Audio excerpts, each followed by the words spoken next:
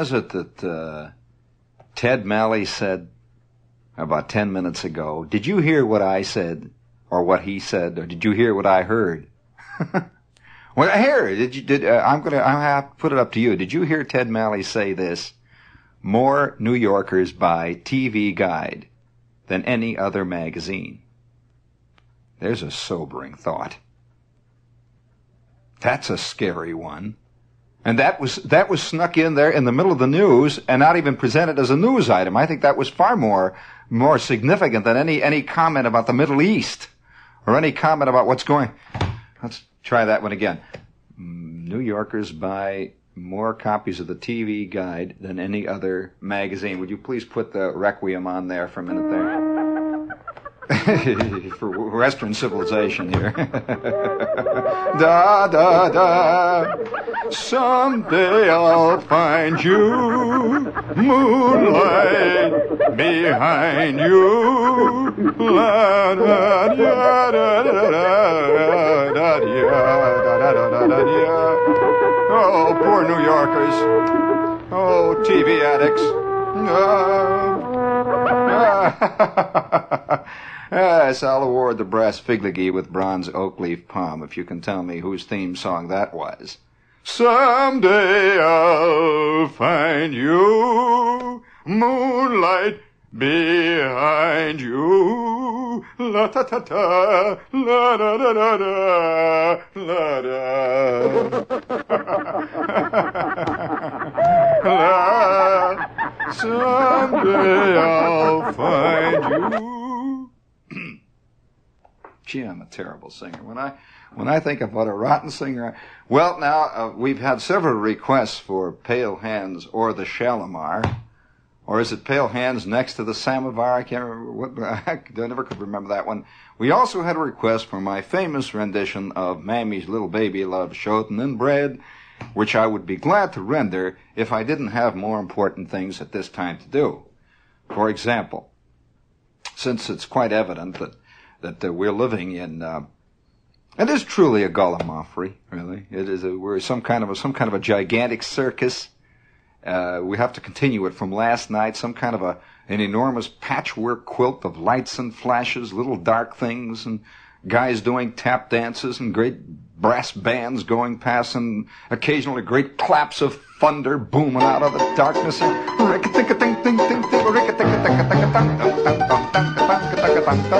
Hold it there now. You just keep that one there, one side. I will sing it for all of us here before we're off. Oh, yes, I mean, there is no real way to pin it down and to say this is the way it is. And the only way, I suppose, in the end, that one can attempt to put some of it into focus is to pull the little threads from all the various events, the happenings, the moments, the instances, the brief fleeting seconds of existence, and try to pull it together and mix it into a great big, some kind of a fruitcake, Ed, mix it all up and throw in a half a jug of brandy and then put it back there in the oven and cook it for a couple of hours and then pull it out and stick it up there on the top shelf and let it cook for a while, huh? And then maybe we'll know what it's all about. Right, eh, friends? Well, let's take one of those brief moments, one of those brief instances of reality. Moonlight behind me. Now, fellas, I don't want to sing tonight. And every time you blow that horn, every time I hear that music, every time I hear that audience a clapping and applauding and a yelling and a hollering and a stamping their feet, I just got to sing, because there's a song welling up out of my heart. There's Mammy Little. All right, now, hold it there. We'll keep that for a while there. Whew, it's a very difficult thing to try to escape. For example, now, I give you one example of one of those brief, instantaneous things that happened in this great whirligig of existence to show you that you can't really quite figure it out. Northampton, Connecticut. A summons was served in Guilford, Connecticut, Friday, on a man who is charged by Massachusetts State Police with driving with his view obstructed because of his habit of taking his pet horse for an airing. Reliable sources in Guilford said the summons was served on Sherwood Pardee, who was stopped on Route 5 in Hatfield, Connecticut, Monday by State Trooper George Murphy of Troop B. Murphy reported that Pardee's car contained not only Pardee, but his year-old 350-pound horse, which occupied a large part of the back seat of the vehicle and whose head was nestling on Pardee's shoulder. Friends of the Guilford man said that he takes frequent trips to Vermont, always accompanied by his horse. Someday I'll find you. Oh, I don't know whether I ever will. Oh. Moonlight, baby, behind you.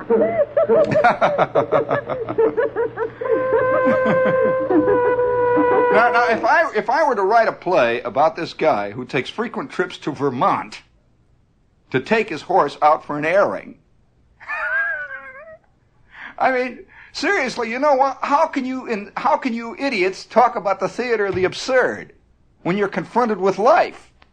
I'm serious about that. I mean, I have gone to more serious theater, and to me that is fantastically more absurd than the theater of the absurd. Here, for example, now, here, I got to go into my accent here. Now, Dallas, Texas, United Press International. Police said today they asked a 70-year-old man if he wants to press charges against his landlady, who shot him in the arm. Nah, he said. Nah, I don't think so. You see, she shot me once before, and I didn't do anything that time. So moonlight behind. Ah, ta ta ta. Da da da da. Now I want you to know here, friends and neighbors and fellow sufferers, that in no way, shape, sense, or form am I attempting here at this point or this juncture to put down life in any sense, shape, way, or form. As a matter of fact, I'm probably one of the most devout advocates of existence that you'll ever find. However, what I am attempting to do here is where does the thread come in? No, you see, she shot me once before, and I didn't do nothing that time. No sense in riling the waters, is all he had to say.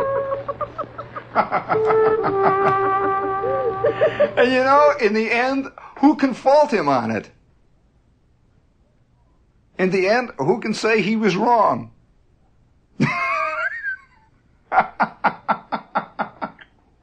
You know, it isn't often when you find the philosopher in action.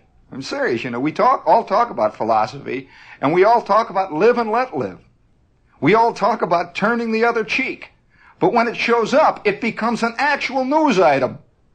And it is published coast to coast. Here's a guy who literally did turn. He didn't turn the other cheek, he turned the other shoulder. I mean, no, she shot me once before. I guess I don't want to do nothing, because actually I shot me once before and I didn't do nothing that time. I'd love to meet this guy. Maybe I'd love to meet the landlady, too. Seems to be a pretty good shot.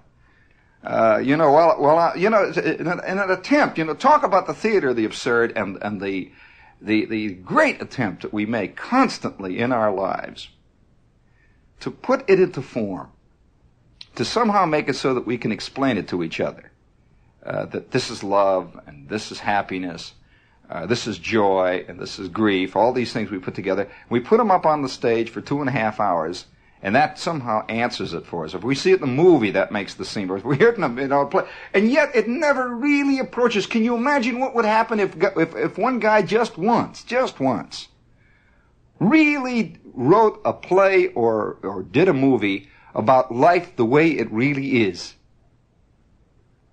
I mean, that would really be scary. I don't know what would happen. I think there would be hysterics that wouldn't stop. I mean, I don't mean happy hysterics and laughing hysterics.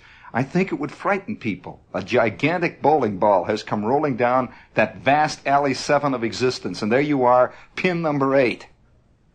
Now, I must give you another example of our collection here. These are all going into my vast file of trivia, which I continually maintain are not trivia at all, but are really the significant notes of our world. Here, for example, got to put this in the time capsule, because I think that 1,000 years from now, hey, you guys from that World's Fair, whatever that thing is you're building out there, listen, you guys, don't you realize that 6,000 years from now, they would like to read this about our world? Listen. A dozen dogs received diplomas last night at graduating exercises for the fall classes staged by the Staten Island Dog Training Associates in Veterans Hall, Port Richmond.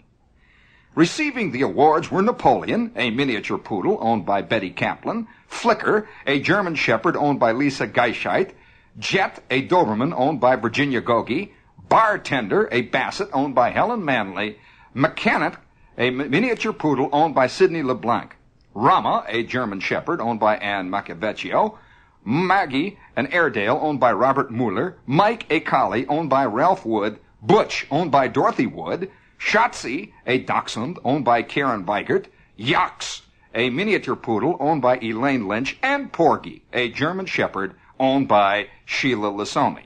They all received graduating diplomas. A dog costume party is planned for November 22nd at 8 p.m.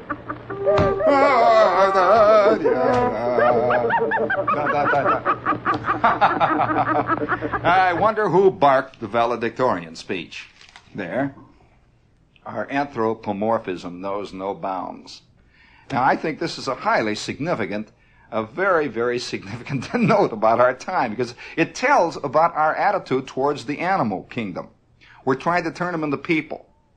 If at all odds, I know a lot of people who are trying to turn themselves into dogs and weasels, but that is not reported in the press usually. That's usually reported in the annals of psychological journals. However, this is I would love to see. Now, if I were to show you, if I were to write a scene now, all of my little playwright friends are taking notes now. If I were to write a scene of the dog graduation, where all these people are sitting in the audience and they're giving the diplomas to the various dogs, and now for excellence in obedience and for general good-naturedness and his refusal to bite the training manager, we award this special award to Butch.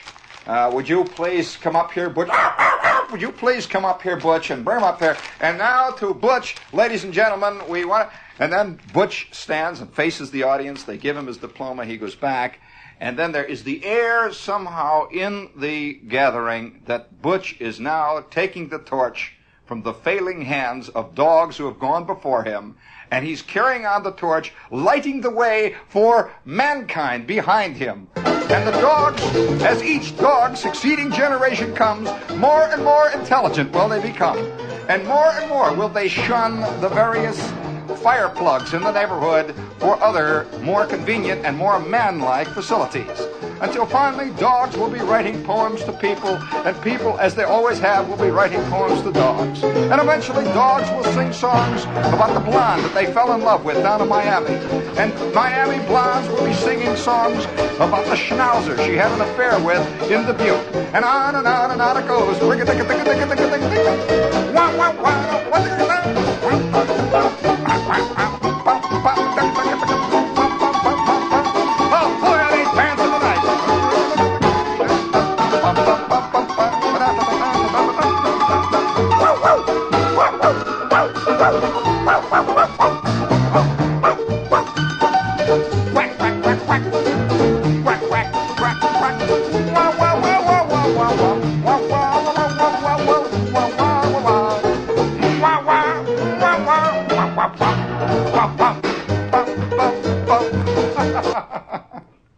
Speaking of dogs, this is WOR AM and FM New York, and the little business there. Oh, wouldn't you really rather have a Buick? A Buick? A Buick? Oh, wouldn't you really rather have a Buick? Quack, quack. Than any other kind of car. No, You may not be an animal lover until Oh, yeah. you see the new 1964 Buick Wildcat. It is the wildest. Horsepower, 325, 340, or 360. Transmission, 3-speed synchromesh, 4-speed stick shift, or the new Buick Super Turbine 400 automatic. Oh, boy. It all adds up to the wildest thing on wheels. Wildcat for 64. Above all, it's a Buick.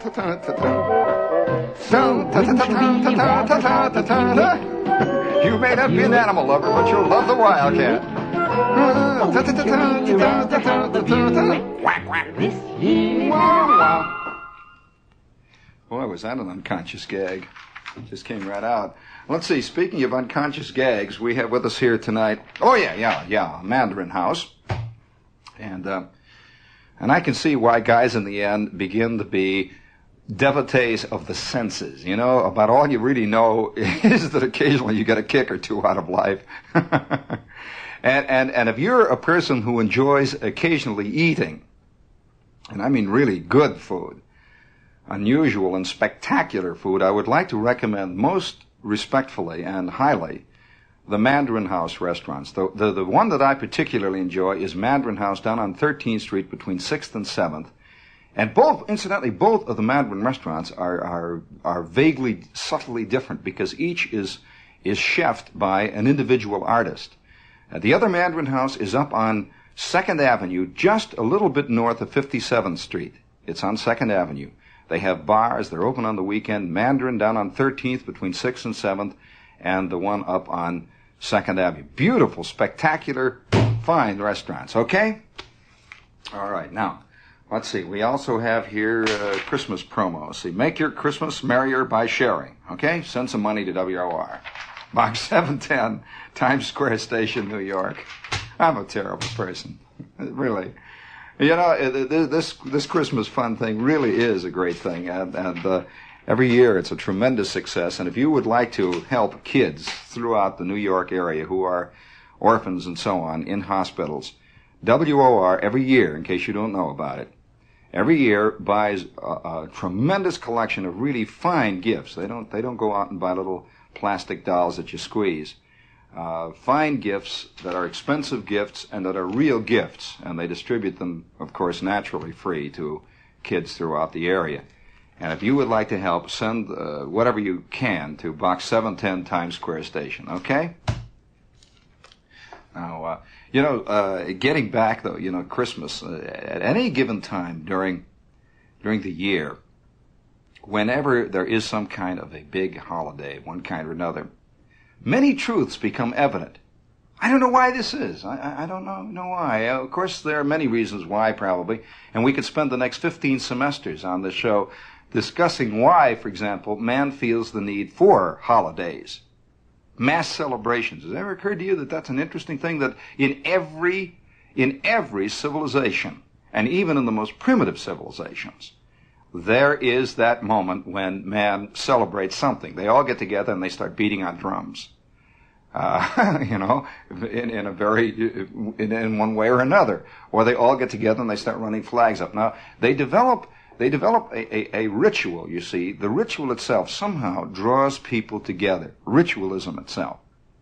And in that moment, perhaps maybe this moment of truth does come out, whatever the truth is, or the moment of oneness. But ritual is an intriguing thing. One of the rituals that we have, and this is a subtler kind of a ritual, I suppose, but one of the rituals that we have is that we are a very different creature than our obvious, by ritual I mean, one of the rituals we have is the statement over and over again in plays, dramas, one thing and another, books, songs, that man is a very different creature from what he obviously is if you were to stand back 1,000 miles and watch him through a microscope or a telescope or whatever it is you had, some kind of a great vision you could see all of man. You would have a very different idea of what man is than what man claims he is. Now, could you imagine just what if some kind of a completely foreign body to us, we can't conceive, of course, man in his ego, can hardly conceive of any other creature ever, any place else, having what we ordinarily call intelligence. Of course, when we refer to the term intelligence, again, we refer to man, you see. We always think of it in terms of man. Now, we can't conceive of any other kind of creature having a completely different thing that is above and beyond and totally removed from intelligence itself. That could be, in many ways, and I hate to use the word superior, because it would be different, you see. It would be completely different. The mind of a giraffe, let's put it on this plane, the mind of a giraffe cannot be compared with the mind of man. Because all the problems pertaining to giraffedom, all the aspirations and the pressures and the daily things that happen to a giraffe are completely different and foreign to the man. So it is impossible to really compare a giraffe to a man unless you are going to be unfair and say, well, now the giraffe, we'll see how many tricks he can learn. Automatically you're doing a man thing, you see, to him. We will see how many things that he can do. We'll give him tests now. And so you say, now here, over here we'll put this leaf, and over here we'll put that leaf, and we'll see how long it takes him to learn that the leaf over here is the one he wants. You see, right away, you're giving him an artificial situation that has pertains not to giraffe world. It's not. So, getting back to the original thing here, we cannot conceive really of a being, a body, or a creature looking at us from the remove of being different and yet being able to observe us the way we observe giraffes, let us say.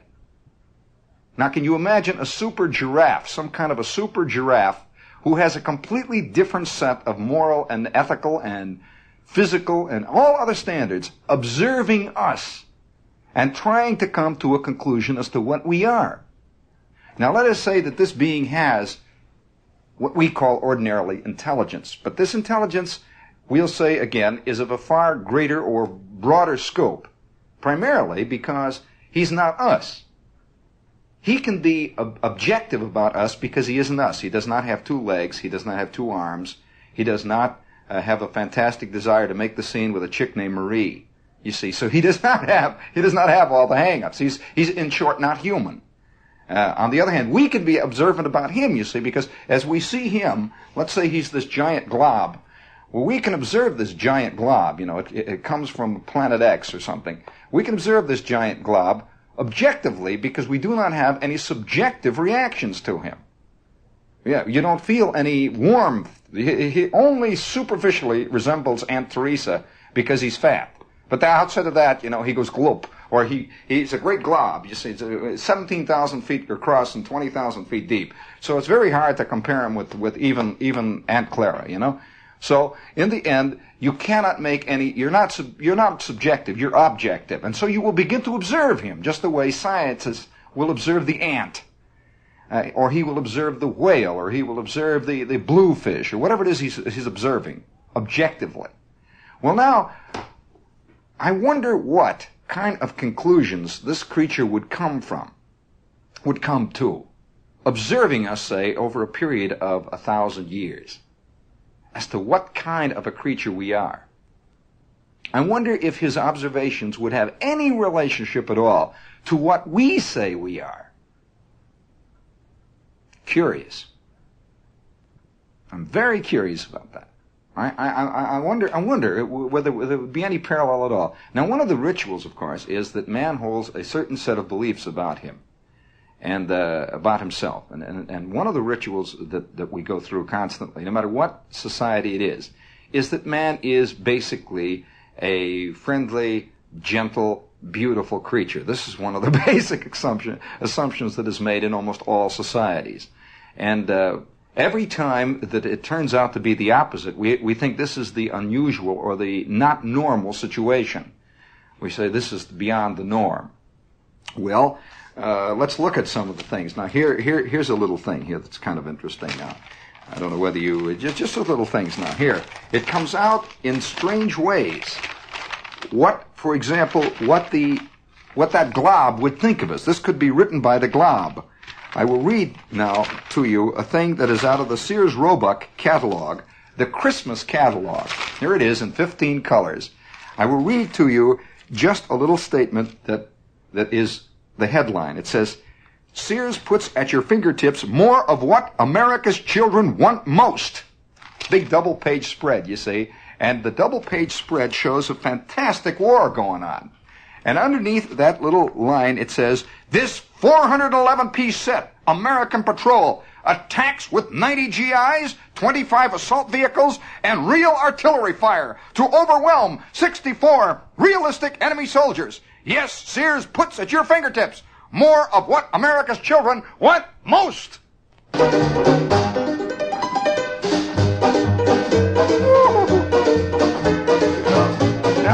Now, to go on even further than that, you can say, well, that's obvious, the kids have always wanted to play with soldiers. But why?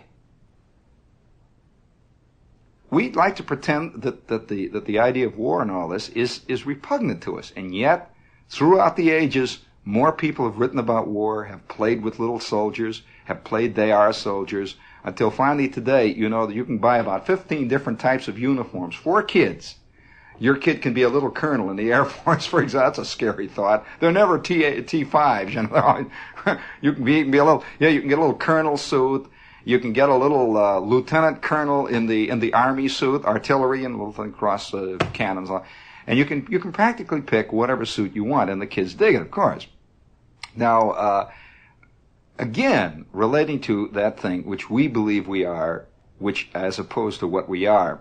Now, there is another wildly interesting thing that's going on in the doll world, for example.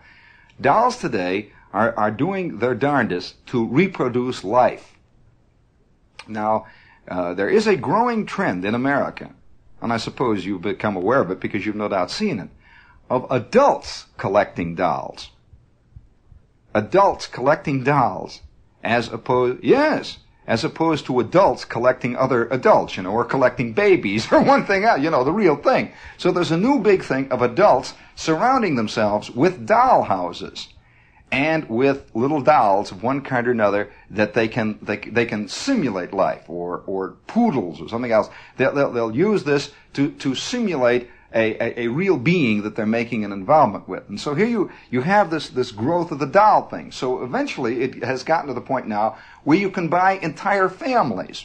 Now, you can buy doll families. Oh yes, Daddy, who's a doctor doll, by the way. This is funny, yeah. Daddy is never just an ordinary guy, you know, he doesn't drive a hack or anything like that. He's a doctor doll, see, and Daddy is standing there. Have you ever seen these doll families? Oh, they're big deals now. Where Daddy is standing there, and he's wearing his Dr. Kildare suit, see? Oh boy, what this doesn't say about us psychologically.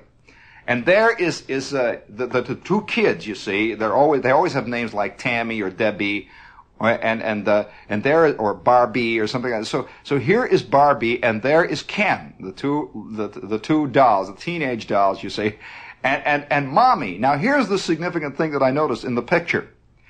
Daddy doll, and incidentally he's called the basic dad doll, which really threw me, you know, the basic dad doll. Well, the basic dad doll has wrinkles. And the basic dad doll, not only he has wrinkles in his forehead, you see, and the hair at his temples is vaguely graying, believe it or not. But I would like to ask you how you think the face of the basic mom doll looks. Well, I want to tell you, the face of the basic mom doll looks exactly like the face of the basic daughter doll, which is roughly 12. So Mommy is totally untouched by time and remains forever a teenager. The only difference between herself and her daughter doll is that she is 1.5 inches taller. And in addition to that, she carries a purse. The other, and so Daddy is slowly, even in the doll world, is slowly dissolving.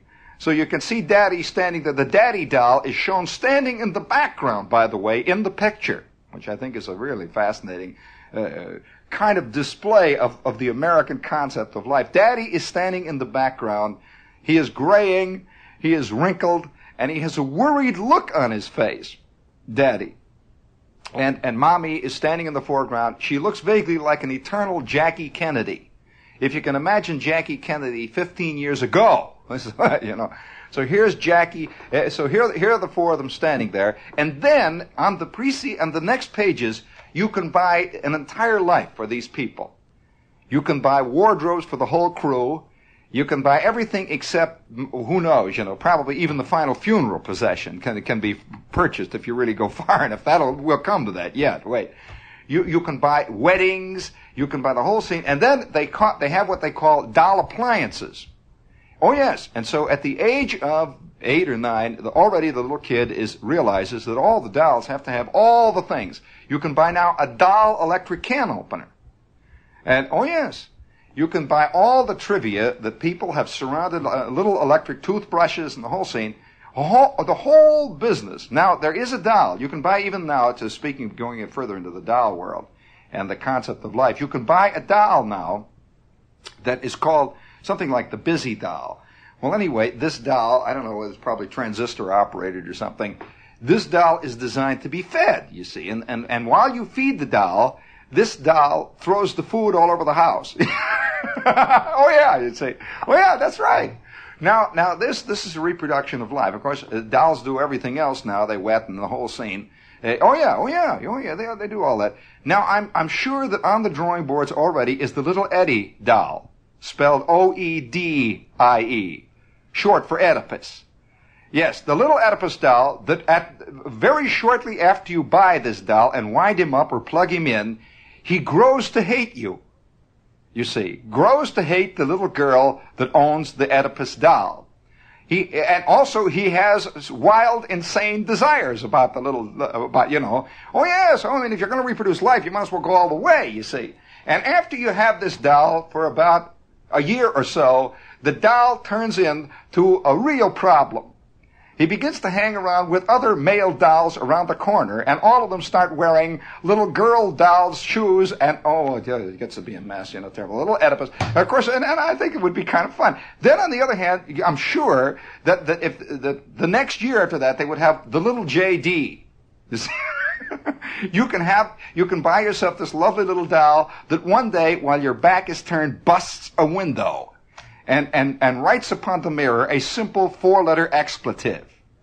And then the kids can play problem parents. You see, they can get down and say, I don't know what to do with little JD. Did you see what JD? He says, I don't know. We're trying to bring him up. Well, the whole thing is approaching a really interesting phase of psychological and philosophical denouement. Oh yeah. Now, the question is, are we really against these things? Of course not. I don't think we are. We would not reproduce them for play. We couldn't possibly.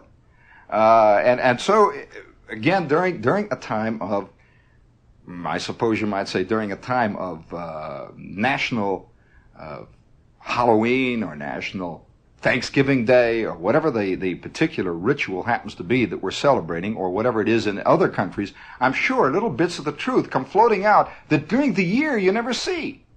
You don't hear about these dolls during the year generally. And all of a sudden, during the holiday time, the basic dad doll makes his appearance. And it's a kind of speaking of the basic dad doll, in another kind of way, here is, there is another thing too. There is an example of the house there. You can buy a whole house for the doll. Now, I'm not talking about a doll house. I'm talking about like a milieu in which the doll lives at. And so the doll is known to have a dream house. You can buy let's say if the name of your doll is, let's say, Betty, the Betty Dream House. Well, now the dream house that the little doll lives in, and I was looking very carefully at the picture, that it has all the accoutrements of the dream house of America in 1964. One thing is lacking.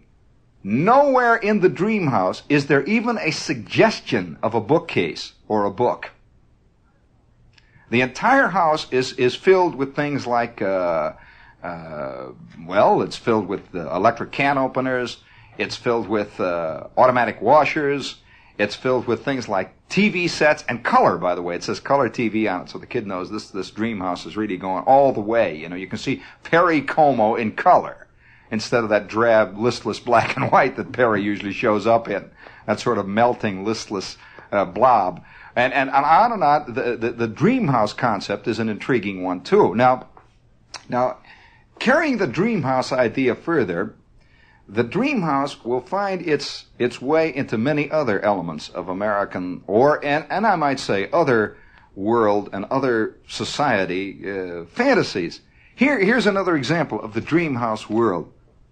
This is another gift that is a suggestion. Now, you don't run into this stuff very often, except during times when there's kind of a national celebration or an international, some kind of a holiday.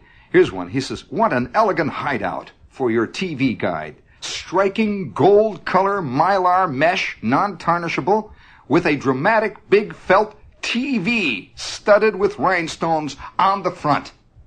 It's a beautiful gold lame cover for your TV guide. With rhinestones, studded with rhinestones, this big TV. Sounds like a beautiful thing. It says, you'll want to keep it right on the top of your TV set where it will show. And you will take pride in passing it to your viewing guests who want to check something in their weekly guidebook. It's called the Golden TV Guide Cover.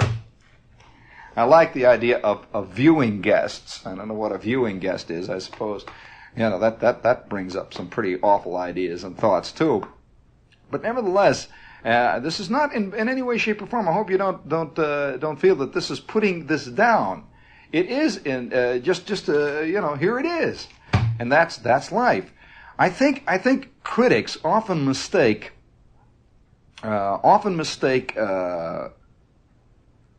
I suppose you might say romance for reality and reality for romance. I recently read a long, involved, and beautifully written essay on TV. In fact, it's a beautiful thing. I suggest you read it, except that I have to point out one thing that I felt about it. It's in the current issue of the New Yorker, and it's about television.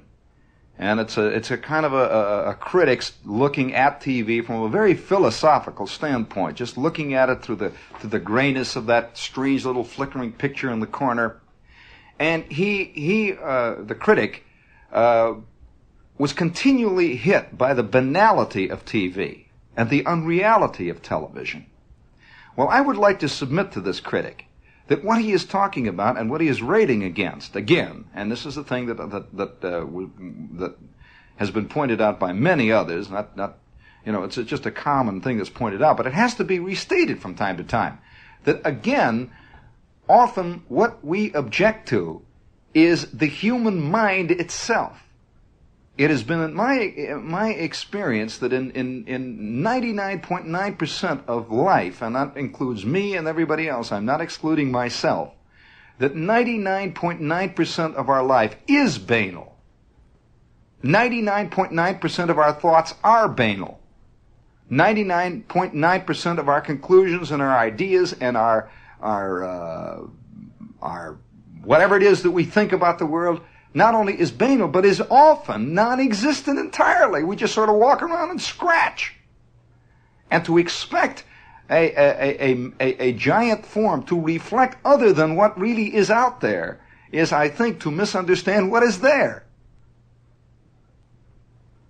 In short, and I'm not trying to say that the world is composed of slobs. No, the world is composed of men. That's all. Some men are hung on one thing, other men are hung on another. And if a man thinks that he is solving reality and is intellectual by devoting himself to chess, that is a fascinating concept of reality and intellectuality. Another man devotes himself to listening to music. He feels somehow he's more intellectual and has a firmer grasp on existence and art and who knows what else than the guy who sits and watches the New York Giants play. I wonder who has. I wonder if anybody has. It's a very difficult, and this is not an anti-intellectual tirade tonight. It is just a questioning of whether or not we are misunderstanding or don't even understand or will never understand the mind of us, what we are, And so I read this thing about television, and yet I find that most minds are not really interested in any other than just a little trivial morality play on, say, East Side, West Side. Very basic, very trivial, and furthermore, very banal in its morality conclusions that it draws. It always draws the kind of obvious conclusion that everybody always draws anyway. That kind of thing. I find that very few people are even interested or can even comprehend, or maybe on the other hand, there is no other conclusion. Who knows? It's very hard. If you were to erase television, friend, or whatever critic you are, what would you replace it with? And if you were to take all the programs off tomorrow morning, just erase them. And incidentally, it has to be pointed out that these programs are also created by men. They are not handed down from some big TV heaven, some rotten TV heaven that's cynically trying to subvert or pervert the mind of man. I'm sorry. It is created by guys just like everybody else. It's like getting mad at people because they wear shoes, in a sense. And again, I'm not trying to excuse anything. And yet, I suppose one of the great games of all time, one of the great games that we all carry to the grave, if we carry anything at all, is our basic superiority. The guy who is sitting out there watching the Giants play, believe me, if you were to trap him back there in the bar and you were to ask him what he thinks of the big concert that's going on down at Lincoln Center, he'd say, them long hairs. He's saying he's superior. He's discovered something in Kyle Rote. He's discovered something in Frank Gifford that them guys, Lenny Bernstein, that long hair, sissy stuff. Well, now then you get one of those guys coming out of one of Lenny Bernhardt's sissy concerts. You catch him down there outside of the Lincoln Center and you say, sir, what do you think of this crowd that's just coming out of the Giants Packers game there? There's 67,000 people. Sure, actually, old man, the world is composed of I'd say largely chowder heads, if I may use an expression. Actually, these poor chaps, I feel sorry for them. They wouldn't actually understand the how shall I put it, the finer feelings that I felt tonight when I listened to Bruckner's Third Symphony and Mr. Bernstein. Well, now what he is saying is in a sense the same thing that the guy in the bar is saying. Who knows, and what difference does it make, for God's sakes? I mean, we're all spinning through this wild thing for a brief moment, and there it is. You take it for what it is or you don't. That's the end of it. Now, many guys will wind up dying, twisted out of their minds, trying to figure out why the rest of the world isn't like they are. Ergo, smart, intelligent, logical, good, moral, brave, clean, reverent, etc., etc., etc. It makes you wonder, you see. I'm not putting down the basic dad doll. Not a bit of it. Nor am I putting down what America's children really want in 4 colors, the giant plastic war that's going on all over the living room under the Christmas tree, which was erected in the memory of the Prince of Peace. Now, I'm not putting this down. Nor am I putting down, if I may say so, the dog diplomas that were handed out there in Connecticut